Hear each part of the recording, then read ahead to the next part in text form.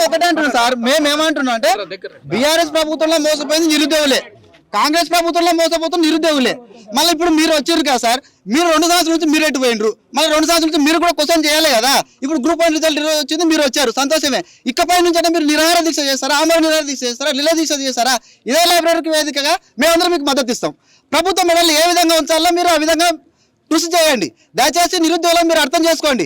BRS ప్రభుత్వం ఏ దారిలో పోయిందో కాంగ్రెస్ ప్రభుత్వం కూడా అదే దారిలో అవుతుంది. ఇప్పుడు మీరు ప్రత్యామ్నాయంగా బీజేపీగా ఒక పార్టీ ఎమ్మెల్సీగా మీరు వచ్చినాక మీకు ధన్యవాదాలు. మా తరఫున మీరు వచ్చినందుకు మేము ఒకటే అడుగుతాం సార్, మాకు ఖచ్చితంగా నోటిఫికేషన్స్ వస్తే కావాలి, రావాలి, మార్పు రావాలి, కాంగ్రెస్ రావాలి అనుకున్నాం. ఇప్పుడు కాంగ్రెస్ పోవాలని అడుగుతున్నా నేను. కాంగ్రెస్ పోవాలి, ఖచ్చితంగా పోయే సిచ్యువేషన్ ఏర్పడింది, పోతుంది. ఇప్పుడు నేను అడుగుతున్నా సార్, మీరైతే మాకు ఏం హామీ ఇస్తున్నారు? మా తరఫున ఇప్పుడు వచ్చి వెళ్ళిపోవడం కాదు, రేపటి నుంచి మీ ప్రణాళిక ఏది, మా కోసం మీరు ఏం చేస్తారని ఈ ప్రెస్ మీట్ సాక్ష్యం మీరు చెప్పాలి మాకు. సార్ నమస్కారం సార్, మీరు వచ్చినందుకు చాలా ధన్యవాదాలు సార్. నిరుద్యోగులకు మద్దతుగా ఎవరు వచ్చినా మా చిక్కట్పల్లి లైబ్రరీ మనసులో పెట్టుకొని మనసారా ఆహ్వానించి మా సమస్యలు చెప్పి వాళ్ళని పంపిస్తాం సార్ ఇక్కడ నుంచి. ఇప్పుడు మేము చెప్పేది ఏంటంటే, మీరు 2 years అవుతుంది సార్, 2 years నుంచి బీజేపీ స్టాండ్ ఏ విధంగా తీసుకుంది, ఇన్ని రోజులు రాలే. ఈ రోజు గ్రూప్ 1 కేసు మీద హైకోర్టు తీర్పిసరికి ఈరోజు వచ్చింది. అంటే ఇది ఏమవుతుందంటే, చూసే వాళ్ళకి కూడా మీరు పొలిటికల్ గా దీన్ని ఉపయోగించుకోవడానికి వచ్చినట్టు అవుతుంది, అది ఇండికేషన్ అక్కడ పోతుంది. మా సమస్య ఏంటంటే సార్, 2 సంవత్సరాల నుంచి నోటిఫికేషన్ లేవు సార్. ప్రతి విద్యార్థి ఒక తల్లిదండ్రులు రెక్కాడితే కానీ డొక్కాడని పరిస్థితి. వాళ్ళు కాయ కష్టం చేసి రోజుకు 300-400 రూపాయల కూలీలకు పోయి డబ్బులు వేస్తే మేము మీరు చదువుకుంటాం సార్. ఇప్పుడు మేము ఈ 2 సంవత్సరాల నుంచి మాకు నోటిఫికేషన్ లేక తల్లాడుతున్నాం సార్. ఒక్కొక్కరం అసలు నోటిఫికేషన్స్ లేవు, మాకు ఏం చేయాలో దిక్కుతోచని పరిస్థితులు ఉన్నాం. ఇప్పటికీ 6 మంది సూసైడ్ చేసుకున్నారు. అందుకే సార్ ఇప్పుడు ఎవరైతే డిబేట్లకు పార్టిసిపేట్ చేస్తున్నారో, ఎవరైతే నిరుద్యోగుల కోసం పోరాడుతున్నారో వాళ్ళందరికీ నేను చేసే రిక్వెస్ట్ ఏంటంటే, మీరు గ్రాడ్యుయేట్ ఎమ్మెల్సీ కాబట్టి మీరు సార్, తిన్మర్ మల్లన్న సార్ కూడా గ్రాడ్యుయేట్ ఎమ్మెల్సీ కాబట్టి అతను కూడా, మీరు అందరూ కలిసి ఆమరణ నిరాహార దీక్ష ఇదే చిక్కట్పల్లి లైబ్రరీలో మొదలు పెట్టండి సార్. మేమందరం మద్దతుగా మేము కూడా కూర్చుంటాం. ఎన్ని రోజులు తినకుండా కడుపు మార్చుకొని కూర్చోమన్నా మేము కూర్చుంటాం సార్. మాకు కడుపు మార్చుకొని కూర్చోవడం కొత్త కాదు. మేము ఇక్కడ నుంచి కొన్ని సంవత్సరాల నుంచి మేము అట్లే మార్చుకుంటూ కడుపు మార్చుకొని కూర్చొని చదువుతున్నాం. మా పరిస్థితి చాలా దయనీయంగా ఉంది. ఇది నిరుద్యోగ సమస్య అనేది ప్రతి పొలిటికల్ లీడర్ కూడా వాళ్ళ స్వలాభాల కోసం, స్వప్రయోజనాల కోసం వాడుకుంటున్నారు తప్ప మాకు మేలు చేస్తారు. రండి సార్, అందరు రండి, రోడ్ మీద రండి. మేము ఎందుకు రాము సార్? అందరూ వస్తే స్టూడెంట్స్ కూడా అందరూ వస్తారు, రోడ్ మీదకి వస్తే మా నోటిఫికేషన్స్ వస్తాయి. వాళ్ళు గవర్నమెంట్ కూడా ఏ విధంగా ఉందంటే, వీళ్ళే వస్తలేరు, నేను ఎందుకు ఇస్తాను అన్నట్టు వాళ్ళు ఉన్నారు. ఇప్పుడు సర్పంచ్ ఎలక్షన్స్ ఉన్నాయి, సర్పంచ్ ఎలక్షన్స్ అయిపోతే మళ్ళీ మాకు నోటిఫికేషన్స్ వస్తాయని నమ్మకం లేదు. మళ్ళీ 3 సంవత్సరాల దాకా మమ్మల్ని కూర్చునే పెడతారు సార్. ఇక్కడ మేము లాస్ట్ టర్మ్ లో కూడా మేము ఇట్లే సార్, మేము పోరాడి మాకు మేము వీక్ అయిపోయినాం సార్. మేము ఎగ్జామ్ కూడా మీకు చెప్పాను సార్, ఎగ్జామ్ కూడా కంప్లీట్ ఎగ్జామ్స్ కూడా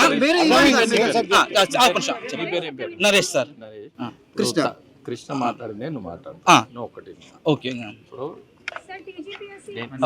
ఒకటి నువ్వు మాట్లాడినావు కదా, ఒక్కసారి నా ఫేస్బుక్ లో నేనేం మాట్లాడినా ఇన్న తర్వాత మాట్లాడు. ఒకటి నేను ఇక్కడ ఒకసారి చూసినాక మాట్లాడు. ఎందుకంటే ఇప్పుడు ఎవరన్నా సాయం చేయని అసెంబ్లీ సమావేశాలు 2వ రోజు జరుగుతున్నాయి. మాట్లాడడానికి అసెంబ్లీ కాదన్నప్పుడు రోడ్ మీద రావచ్చు.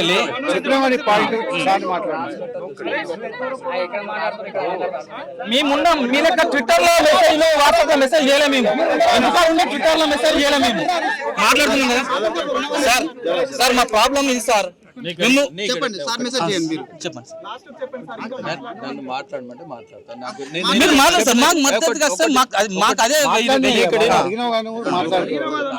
నేను యాజ్ ఎ పబ్లిక్ రిప్రజెంటేటివ్ మీకోసానికి వచ్చిన నేను మాట్లాడతాను, అర్థమైందా?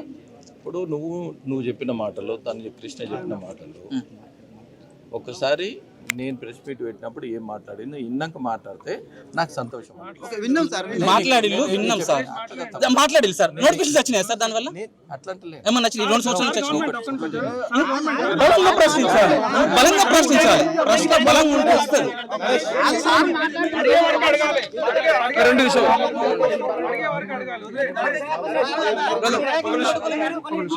ఒకటి,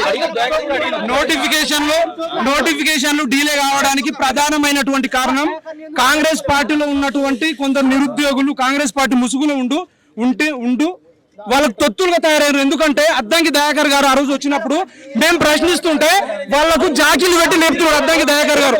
2 సంవత్సరాల నుంచి అద్దంకి దయాకర్ గారు నిరుద్యోగుల గురించి ప్రశ్నించలేడు, G.O. 29 గురించి కానీ జియో 46 గురించి కానీ రోడ్ల మీదకి పోతే అద్దంకి దయాకర్ గారు ఎందుకు ప్రశ్నిస్తలేరని మన ఇంద్ర నిరుద్యోగుల తరపు నుంచి అడుగుతుంటే ఇంద్రని అడ్డుకునే ప్రయత్నం చేస్తున్నారు. అందుకే నోటిఫికేషన్లు మీ వల్ల రావట్లేదు అనేది మీరు గుర్తుపెట్టుకోవాలి. ఇప్పుడు నిరుద్యోగుల తరపు నుంచి ప్రశ్నించే వాళ్ళని అందరినీ కూడా వాళ్ళు ఆ పార్టీ వీళ్ళు ఈ పార్టీ అంటే ఎవరు కూడా మాట్లాడరు.